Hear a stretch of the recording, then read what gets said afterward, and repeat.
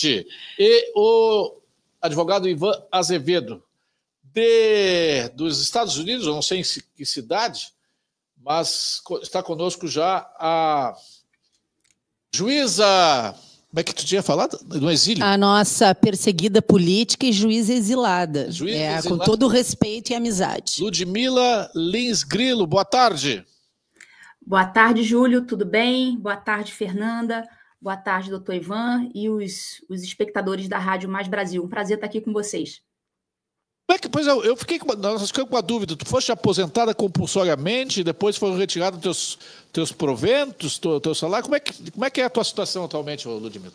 E essa linha do tempo é difícil, as pessoas confundem, porque tem punição aplicada pelo CNJ, tem punição aplicada pelo Tribunal de Minas, então cada um fala uma coisa. Então, assim, vou tentar resumir ao máximo a situação. Eu saí do Brasil meses antes de ser aposentada compulsoriamente. Então, quando isso aconteceu, quando houve a minha aposentadoria, eu já estava morando nos Estados Unidos há vários meses. E essa aposentadoria compulsória aconteceu em 2023, em maio de 2023, não foi pelo CNJ, foi pelo Tribunal de Minas, e o motivo foram tweets, manifestações em rede social, bate-boca com haters, esse tipo de coisa. Na época não teve nada a ver com nada relacionado a trabalho, atividade jurisdicional em si, mas sim manifestações de internet. E nessa época também, quando eu fui aposentada compulsoriamente, ninguém sabia ainda que eu estava morando nos Estados Unidos, porque eu continuei trabalhando normalmente por videoconferência. Então, fazia as audiências por videoconferência, despachava nos processos, dava sentença. Processo eletrônico, hoje em dia não tem mais processo físico, né? É tudo processo eletrônico, a gente faz tudo pelo computador. Então, não houve... Ninguém suspeitou que isso estivesse acontecendo.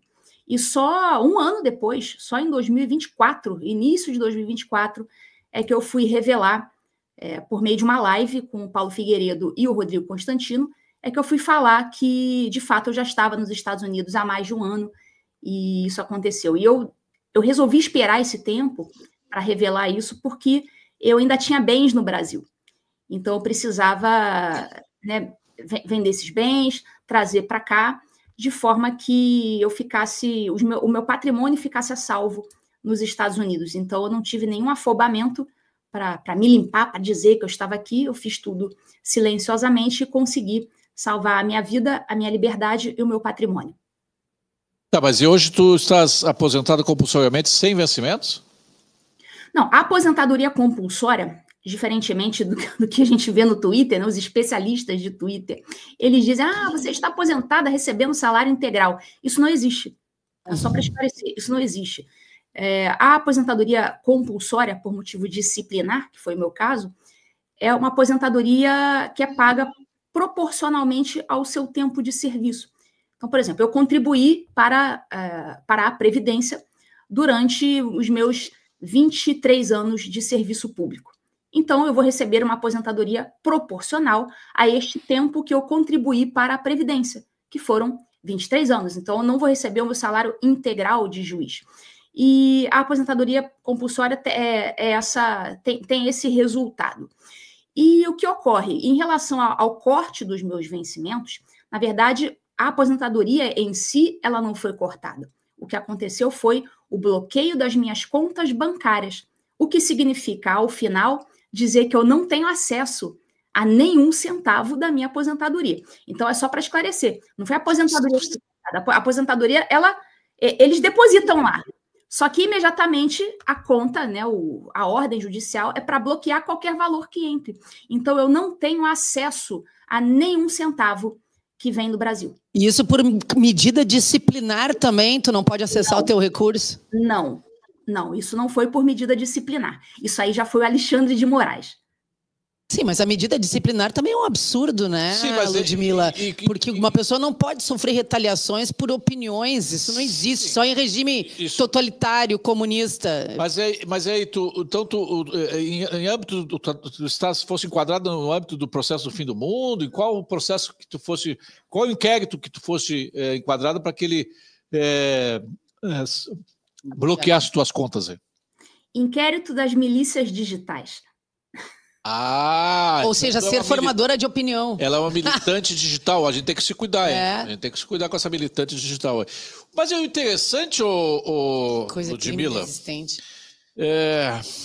Eu te chamo de Ludmila porque eu tenho idade para ser teu avô, não teu pai. Não tem essa de doutora, não. Já acabou. Tempo de fórum já acabou, né? Já tô fora. Hoje em dia eu sou só a Ludmila. O pessoal continua te chamando de doutora, mas desnecessariamente.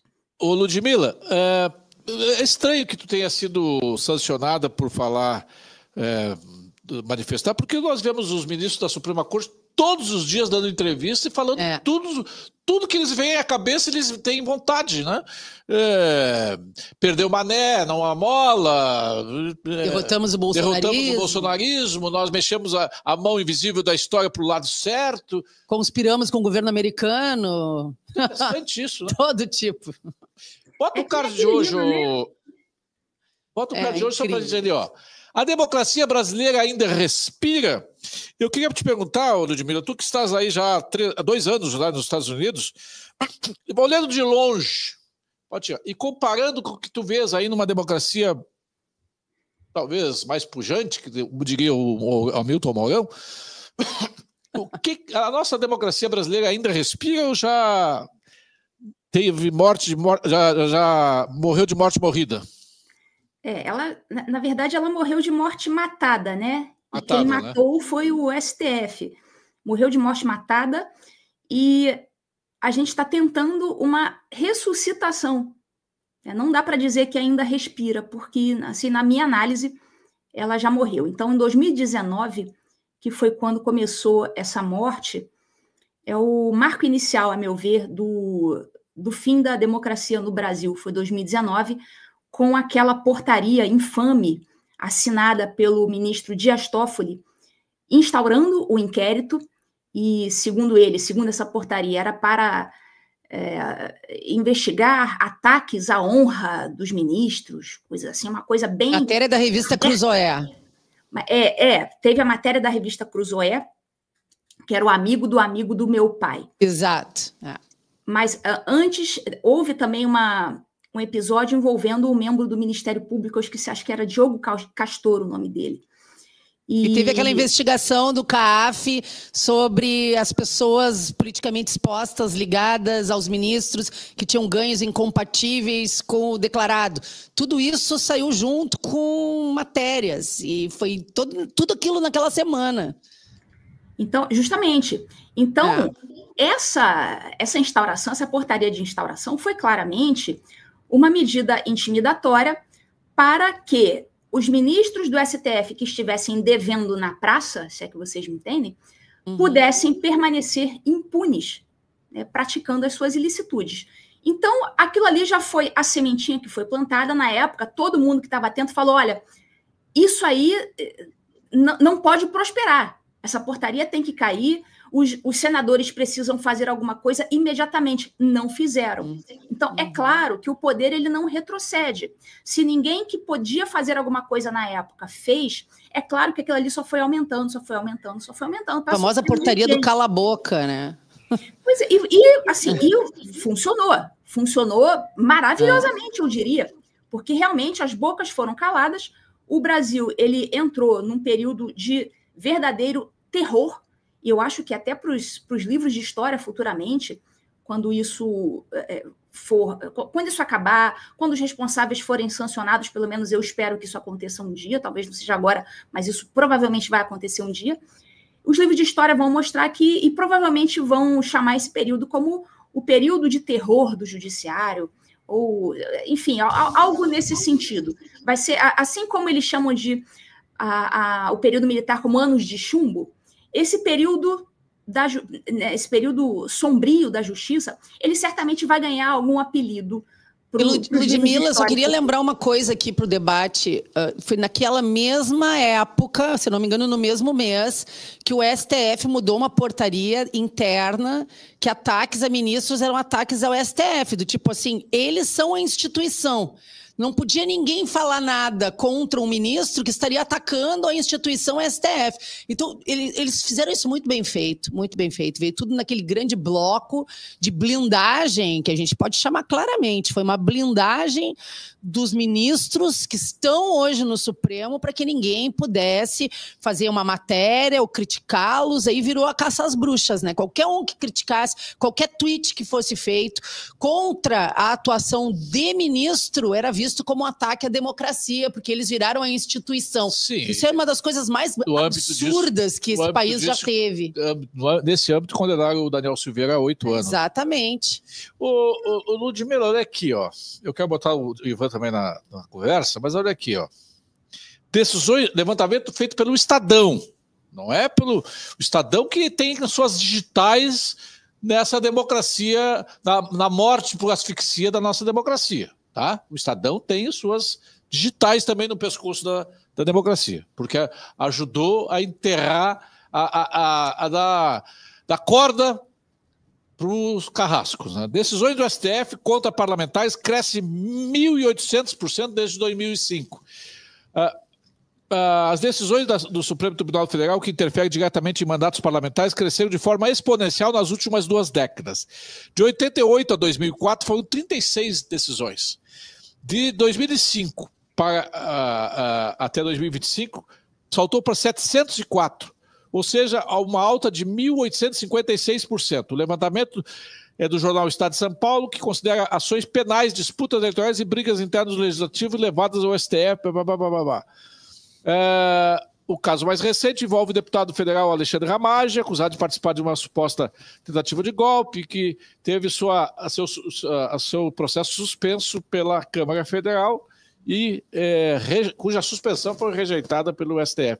Ou seja, nos últimos 20 anos, notadamente de 2018 para cá, houve um acréscimo exponencial de ações do STF contra parlamentares. Uma forma, eu disse semana passada aqui, na verdade, o STF fechou o Congresso.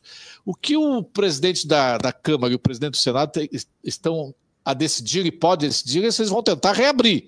Mas hoje o STF, o Congresso está fechado, Ludmila. Eu concordo com você, já está fechado já há muito tempo, a meu ver, já que o Congresso ele não consegue mais exercer as suas atribuições, uma vez que eles, eleitos, têm as suas decisões limadas pelo Supremo Tribunal Federal, que não tem atribuição para fazer escolhas políticas. E, a meu ver, eu vou além, eu tenho uma tese, eu ainda não vi nenhum professor de direito encampar essa tese, eu não vi ninguém falando, mas é uma tese que eu já estou começando a lançar desde já, que é no seguinte sentido: houve uma alteração recente no Código Penal, ainda durante o governo Bolsonaro, o Congresso passou uns acréscimos no Código Penal, que são os crimes contra o Estado Democrático de Direito. E nesses crimes contra o Estado Democrático de Direito se englobam aí abolição violenta do Estado Democrático de Direito e golpe de Estado. São 2 dos crimes que foram criados nesse período e acabaram depois sendo utilizados para acusar os manifestantes do 8 de janeiro. Pois bem, por que eu estou falando isso? Porque, segundo essa minha tese, os ministros do STF que não estão permitindo que o Congresso legisle, não permitiram, por exemplo, que o Bolsonaro atuasse como presidente, como, por exemplo, o episódio Ramagem. Ramagem foi impedido de tomar posse como diretor da Polícia Federal, porque dizia, o presidente está interferindo na instituição, mas o presidente é a pessoa que era designada constitucionalmente para indicar o diretor da Polícia Federal. Enfim, não permitiram nem que o Bolsonaro concluísse, né, o seu mandato, exercendo as suas decisões como presidente, e também não permitem que o Congresso exerça suas funções. Com isso, eu entendo que eles estão impedindo que os outros poderes exerçam as suas atribuições. E, com isso, essa atitude do Supremo Tribunal Federal se enquadra perfeitamente no crime de abolição violenta do Estado Democrático de Direito. Então, eu realmente não tinha ouvido essa tese, mas ela bastante pertinente, Ivan. No momento que o STF interfere no Executivo e não deixa o Executivo atender às suas prerrogativas, exercer as suas prerrogativas. No momento que ele interfere no Legislativo, ele torna inócua as votações feitas pela maioria dos deputados e maioria dos senadores, inclusive PECs.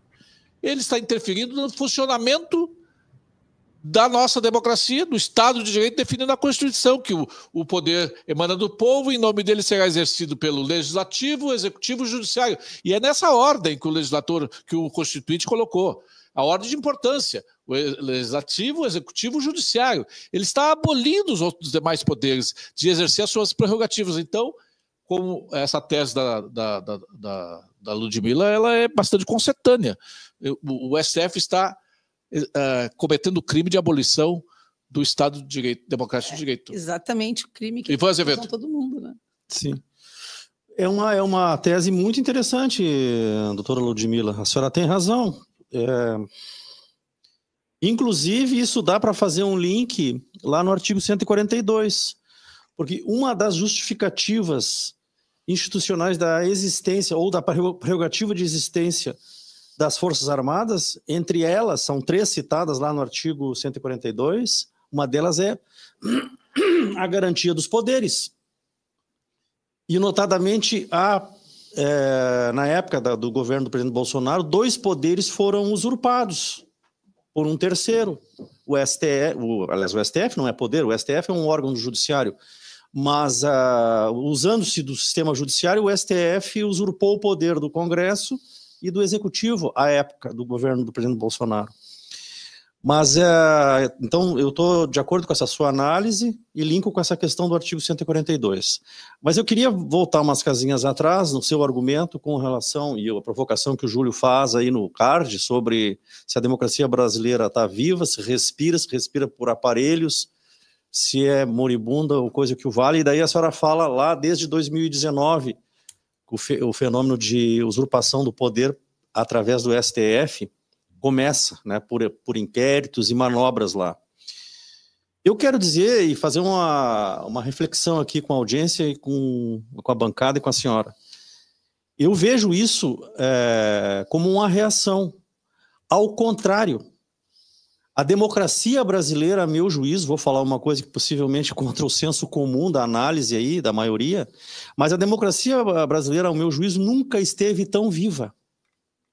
E é exata e precisamente por estar mais viva do que nunca esteve na República, na história da República do Brasil, que houve esta reação, porque isso é uma reação totalitária.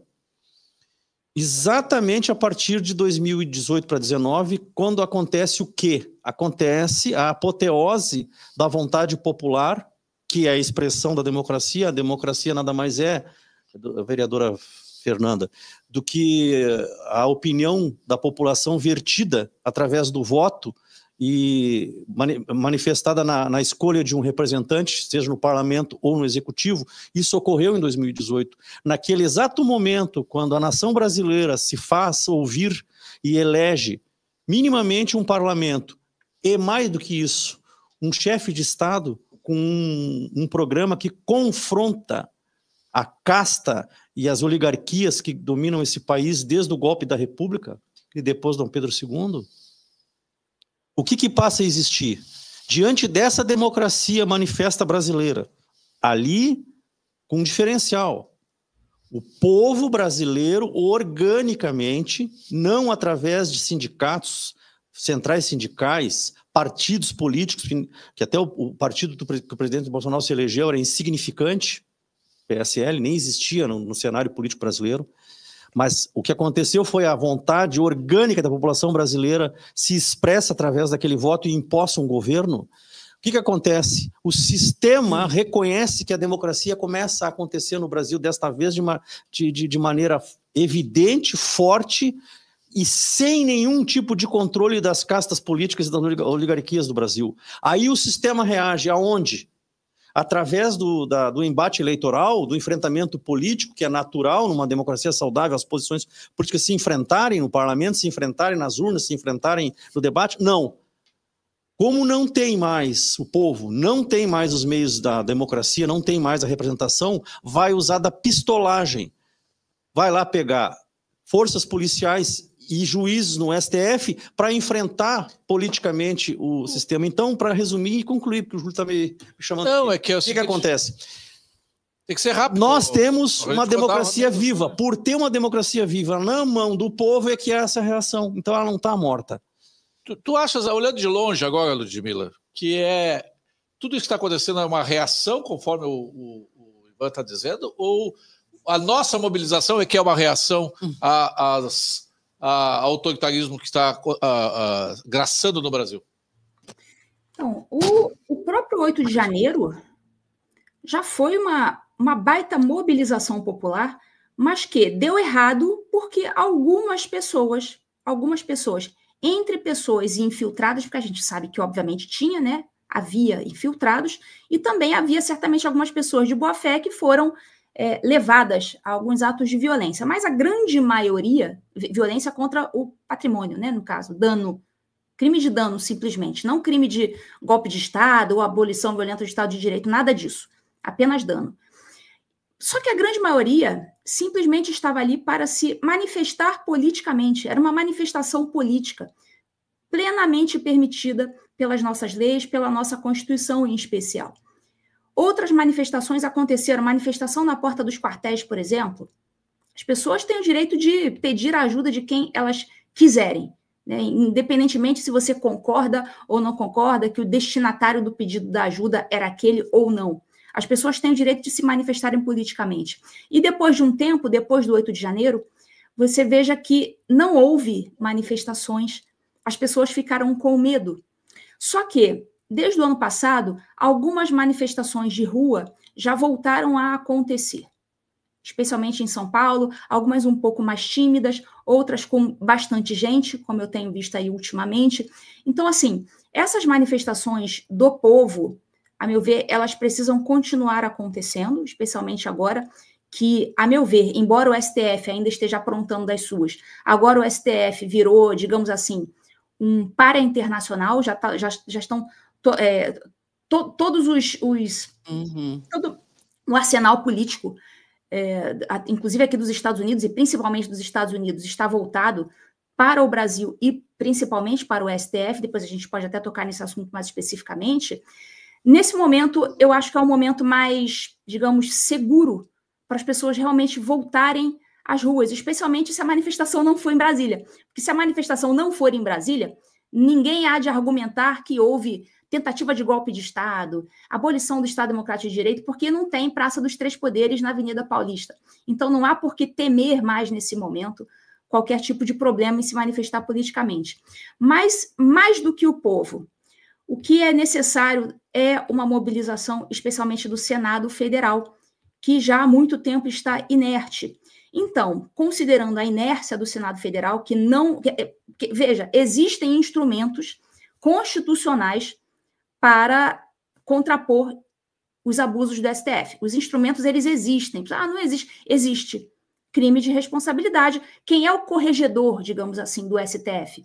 O corregedor é Senado Federal. Isso está claríssimo, ninguém discute. A questão é que os senadores, especificamente os presidentes do Senado Federal, os últimos, Rodrigo Pacheco e o atual, o Alcolumbre, eles são, digamos assim, peças da engrenagem que estão falhando.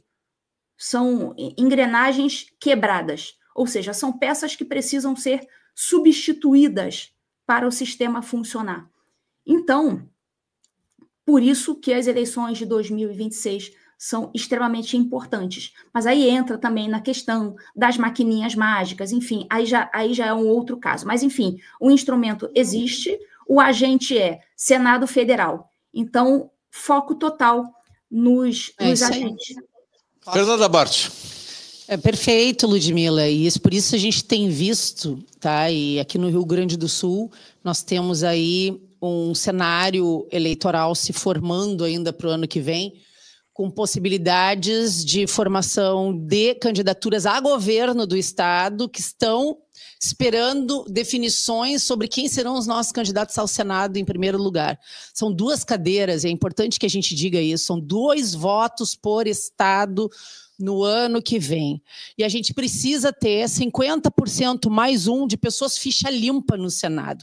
Precisamos, como nação, fazer essa limpa e mandar para casa aqueles senadores rabo preso que obstaculizaram ou impediram a gente de conseguir fazer o devido julgamento dos desmandos do STF dentro do Senado. Porque do jeito que está, nada vai à frente. Nós chegamos a ter ali 36 assinaturas a favor do impeachment do Alexandre de Moraes em um teste que estava sendo feito para se ver quantos votos faltariam. Faltaram 12 votos. Né? São 12 senadores que não assumiram o lado correto dos fatos. E eles têm aí inúmeros motivos, né? São processos que estavam dormentes, que foram colocados de uma hora para outra em andamento novamente. A mesma coisa que a gente viu acontecer agora com a questão da anistia, onde a mera ameaça de se colocar em votação no Congresso fez com que desarquivassem processos contra Hugo Mota e outros acelerassem, né?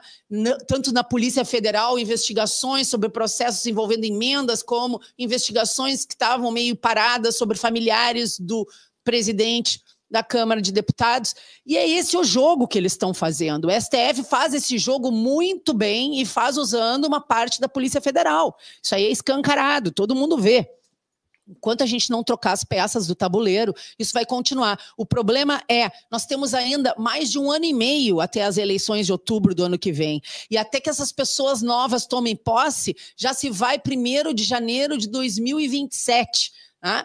A gente precisa ter soluções antes desse prazo chegar lá. Só deixa eu cortar aqui. A audiência está dizendo... Nós estamos conversando com a Ludmila, eu convidei a Ludmila para 1 hora de programa para a gente debater. Não é só pergunta que a gente está fazendo, nós somos debatedores aqui. Então, deixa a Fernanda falar, deixa o Ivan falar. Se fica assim, cadê a pergunta? Calma, nós vamos conversar, nós estamos conversando. A Ludmila está tranquila aí. Fique tranquila, audiência. Vai sair a pergunta, ou vai sair o debate, nós estamos debatendo. É um debate.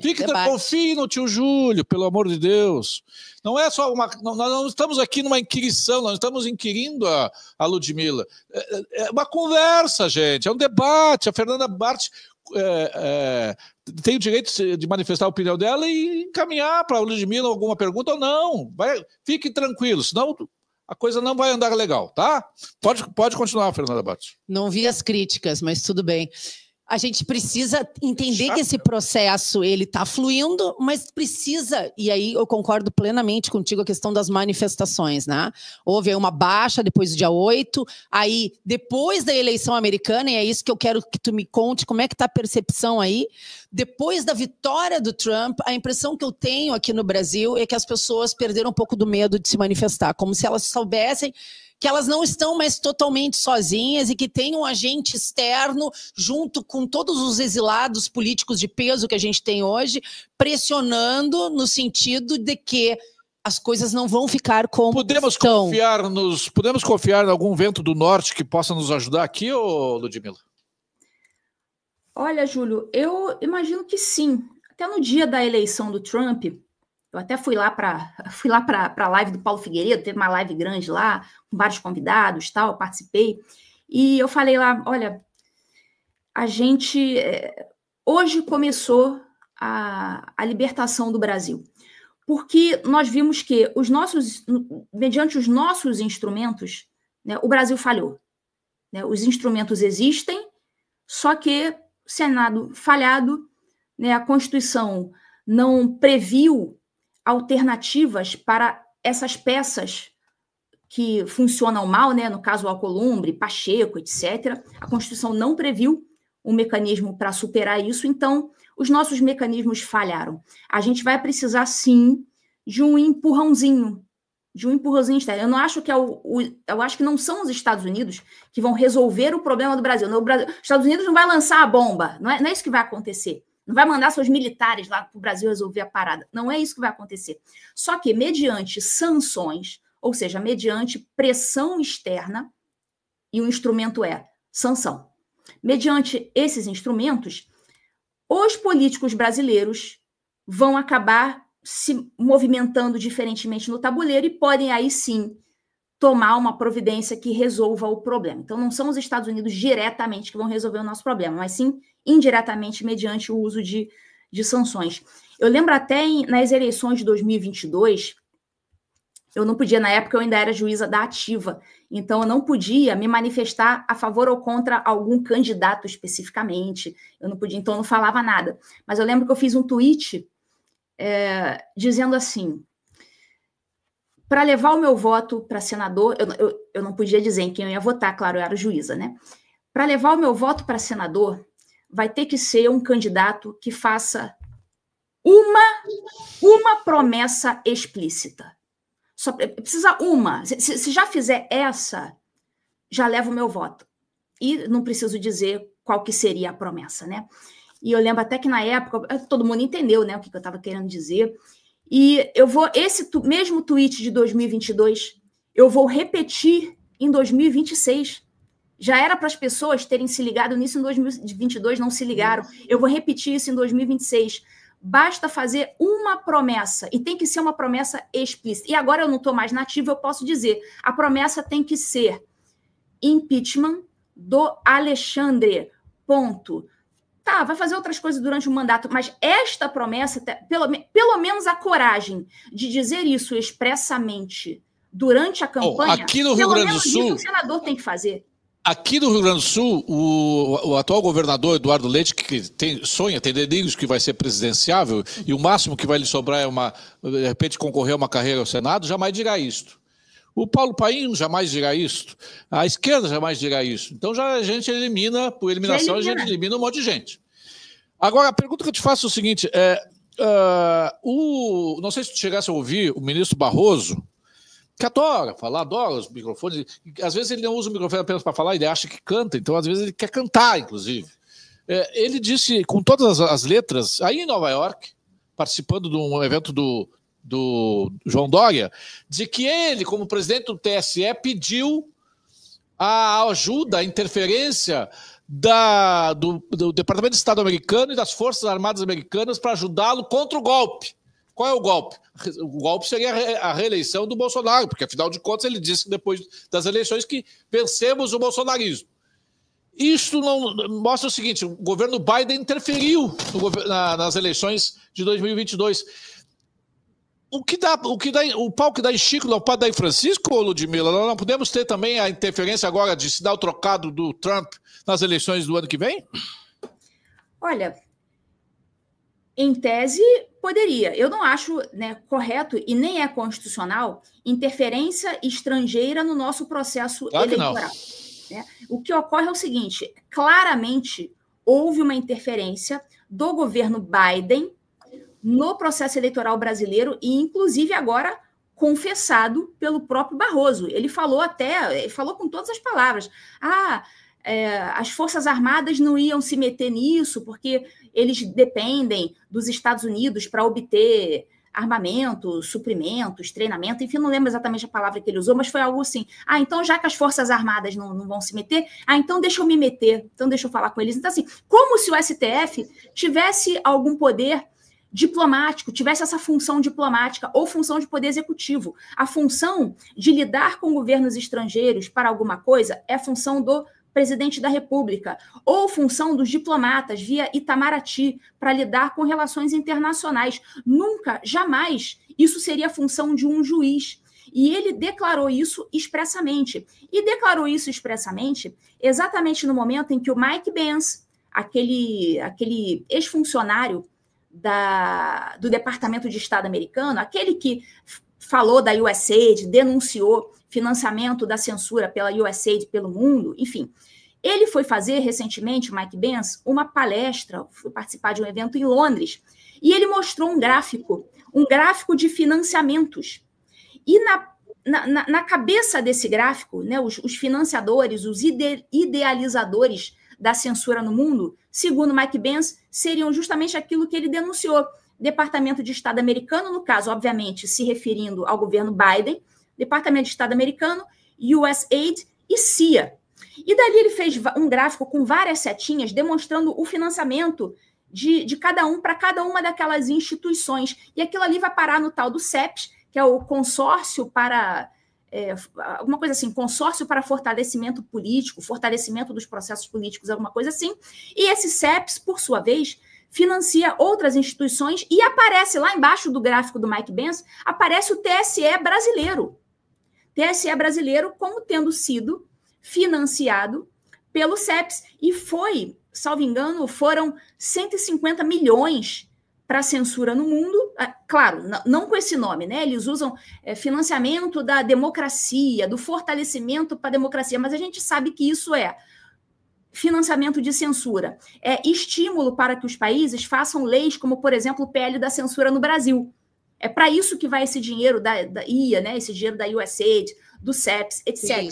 E houve também eventos financiados, ou pelo menos apoiados, ou organizados pelo CEPS e pela USAID, em conjunto com o TSE e com a carinha do Barroso aparecendo ali.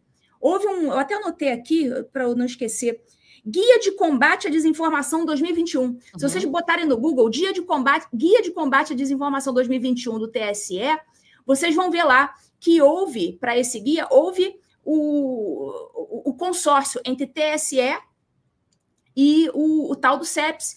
Teve um outro evento também em 2001, com a participação do Barroso, evento financiado, e está lá na página do TSE. Se entrar lá, digitar TSE 2021, evento contra a desinformação, vai aparecer lá, evento patrocinado pelo TSE e com a participação do CEPS e USAID. Aparece lá, CEPS e USAID. Júlio, só para saber, eu denunciei isso, Ludmila, eu denunciei isso aqui, e fui checada pela agência Lupa e pelo UOL dizendo que era mentira.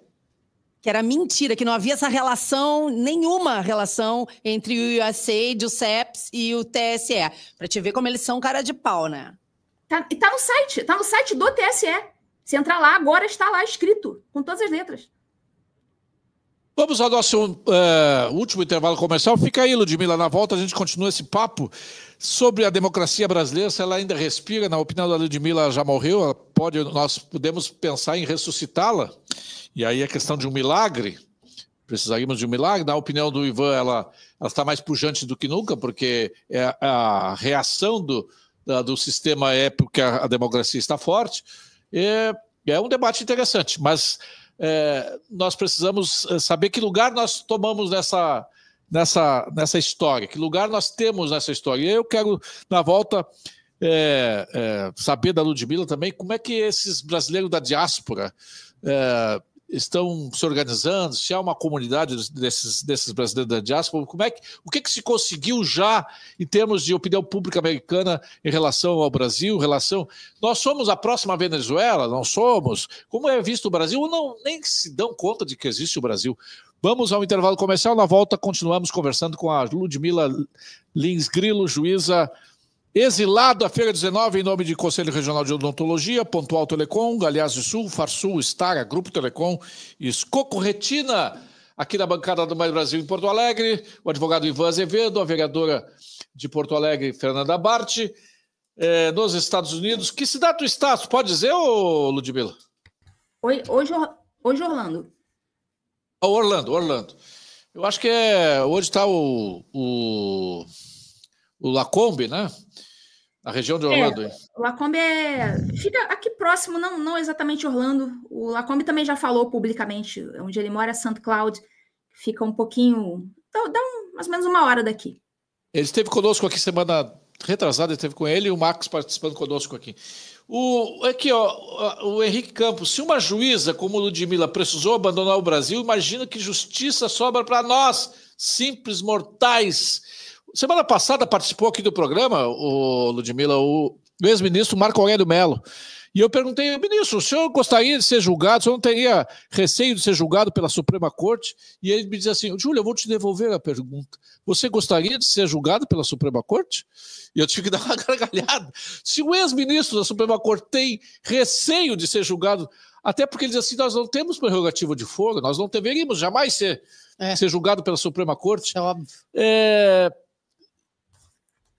Pode falar agora, está longe, tu está aposentada. Tu ainda confia na justiça brasileira, Ludmila? Bom, a justiça brasileira atualmente, eu não sei quanto é que está o número, mas a última vez que eu vi tinha em torno de 15 mil juízes distribuídos entre TRFs, TRTs, tribunais dos estados, enfim, tribunais superiores. E eu posso dizer que tem uma gama enorme assim, de juízes que são bons juízes, especialmente os juízes concursados, aqueles juízes de primeiro grau, enfim, que não entraram por indicações políticas. Eu mesma conheço muitos juízes, bons juízes, pessoas muito honestas, muito dignas.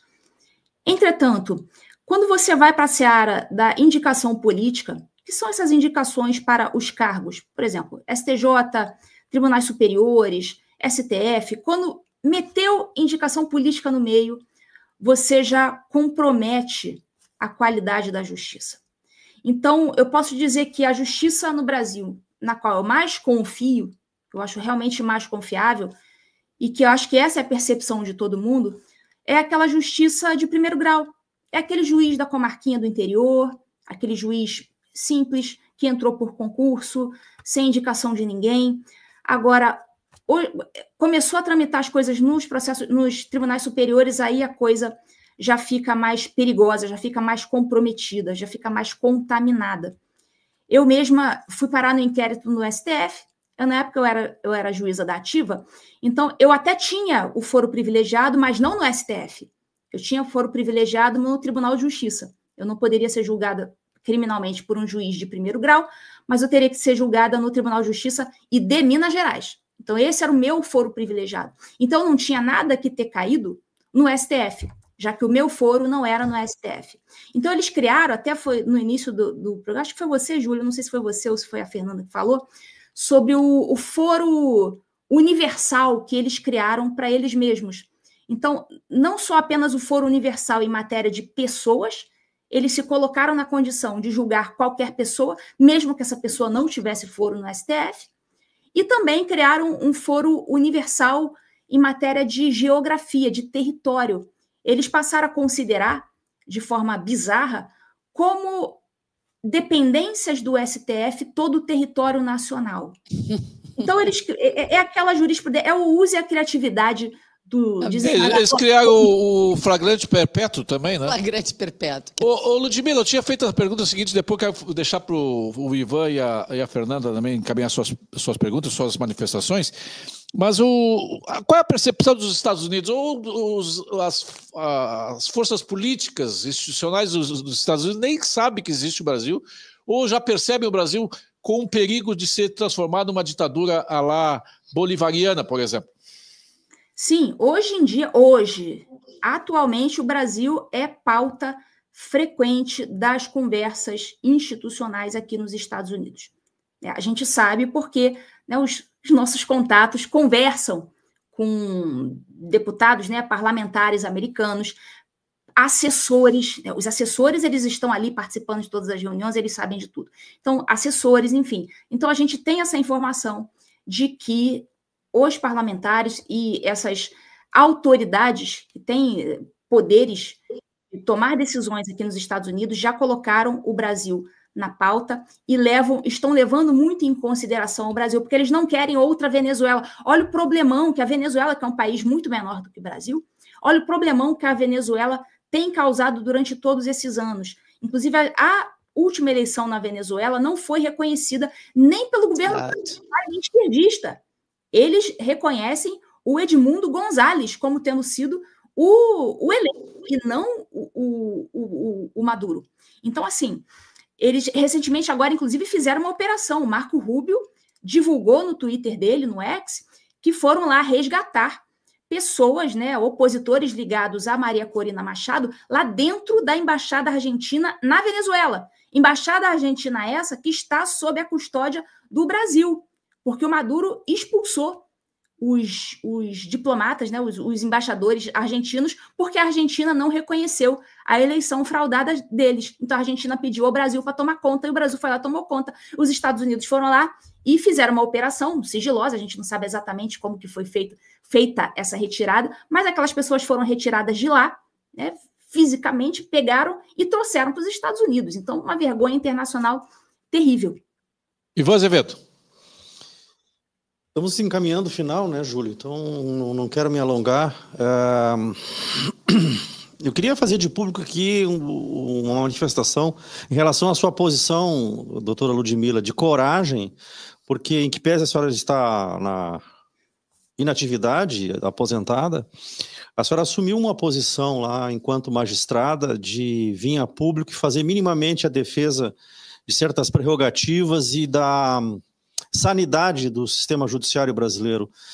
Então, eu queria dizer uma coisinha aqui e finalizar, já me despedindo. Justiça é um conceito, é uma noção pública que a gente tem. Judiciário é uma instituição da civilização, um ganho civilizacional. São coisas separadas. O adoecimento institucional que nós estamos vendo aqui não se trata da justiça, nem se trata do judiciário. Trata-se de pessoas encasteladas a serviço de uma posição ideológica e de um projeto de poder dentro dessas instituições. Então não é a Polícia Federal, não é o Judiciário Brasileiro. Confia na Polícia Federal? Eu confio. Eu confio no Judiciário Brasileiro, eu confio no Congresso Brasileiro. Ah, mas eu não confio naquele senador, neste deputado, naquele delegado, naquele juiz, naquele ministro. Por que eu estou insistindo nisso com a audiência? Porque se nós desacreditarmos e abandonarmos as instituições que são o fundamento do processo civilizatório, nós estamos entregando ao caos, que é o pensamento revolucionário. O pensamento revolucionário que é exata e precisamente isto, que a cidadania diga, bom, não existem mais instituições e é cada um por si. Aí instala-se o processo revolucionário. Eles começam a decompor uma sociedade exatamente assim, pegando as instituições e dizendo, isso aqui não presta. A população abandona e deixa para eles. Aí o sistema revolucionário toma conta. Foi assim que a Venezuela foi transformada no que foi.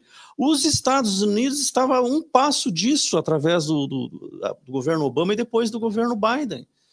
Então nós precisamos defender as instituições aqui. Nós temos uma Constituição e temos uma república. É uma Constituição ruim, uma república meio banguela, sim, mas é o que nós temos e é com isso que nós vamos salvar esse país. Ludmila. Eu quero agradecer a sua presença e dizer que lhe admiro pela coragem e a senhora é uma prova de que existe magistrados no Brasil, finalizo isso. Sebastião Coelho diz isso. 80% dos magistrados brasileiros não concordam com essa coisa imunda que está aí.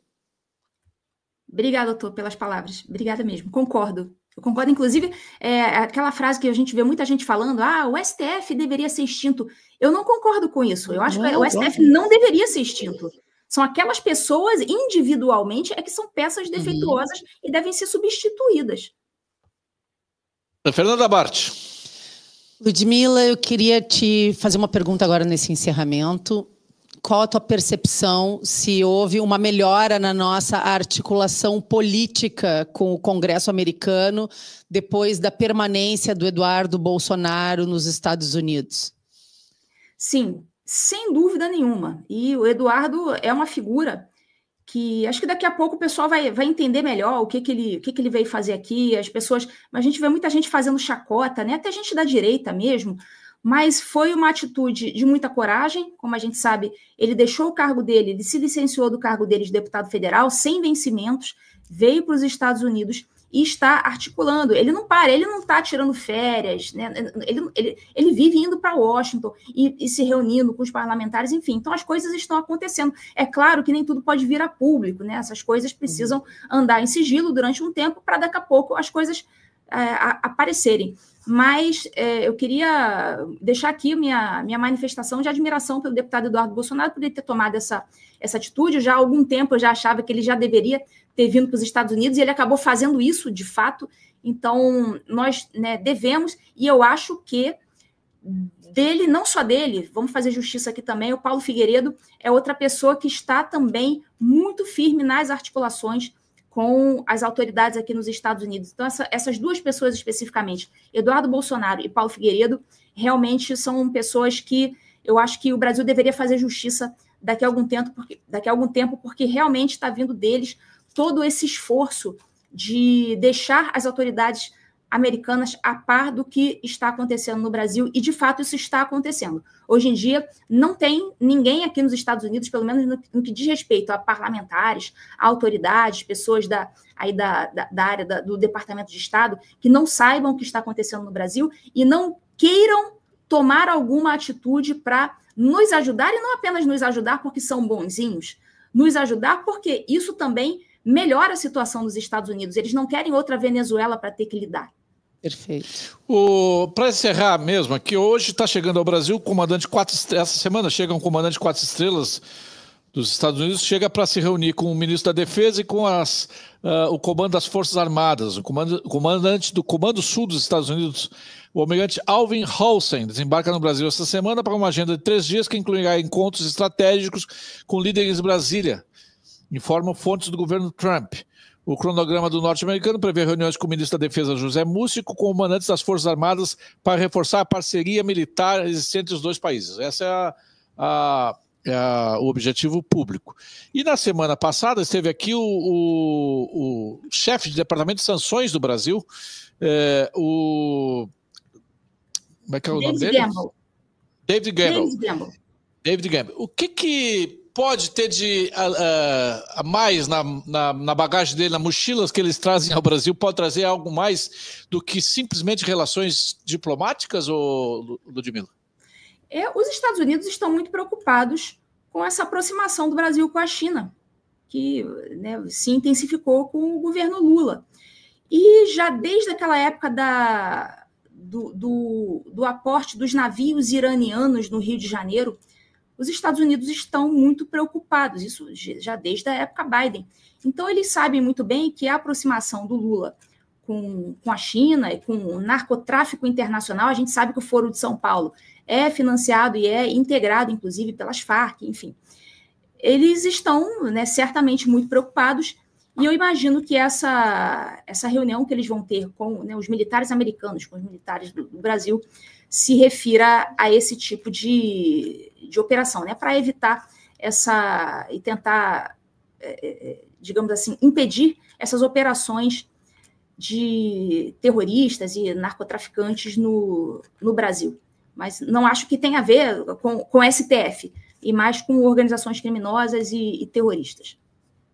Sinceramente, de coraçãozinho limpo, Ludmila, tu esperas que venha realmente, e venha talvez esse ano, sanções ao inominável? Eu chamo aqui de inominável, aquele que tu deste nome há poucos minutos atrás. Tu achas que vem mesmo, por exemplo, uma lei magnífica contra o Todo-Poderoso, não? Na minha opinião, sim. Na minha opinião, sim. Até porque eles precisam... Esse problema de Suprema Corte, de abuso de autoridade de membros de Supremas Cortes, isso não vem acontecendo só no Brasil. Isso acontece em Israel, na Polônia parece que está acontecendo também um problema semelhante, mas acho que nada que chega ao ponto do que está acontecendo no Brasil.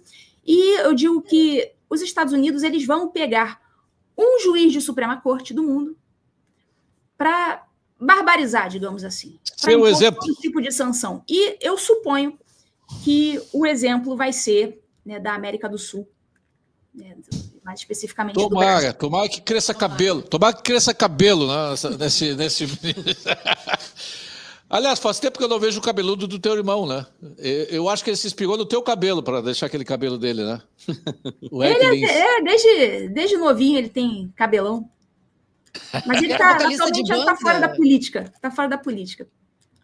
Está fora da política. Obrigado, Ludmila Lins, que seja o primeiro de muitas outras conversas que a gente possa ter contigo aqui no Mais Brasil. Tenha uma boa semana. Foi um prazer, Júlio. Obrigada aí pelo convite. Foi um prazer, doutor Ivan, Fernanda, que eu já conheço há algum tempo. E estamos sempre juntos. Obrigada pelo convite. Até a próxima. Até a próxima. Muito obrigado. Eu quero pedir que vocês... Já está lá o link no canal, aqui no canal do Mais Brasil, está lá o link do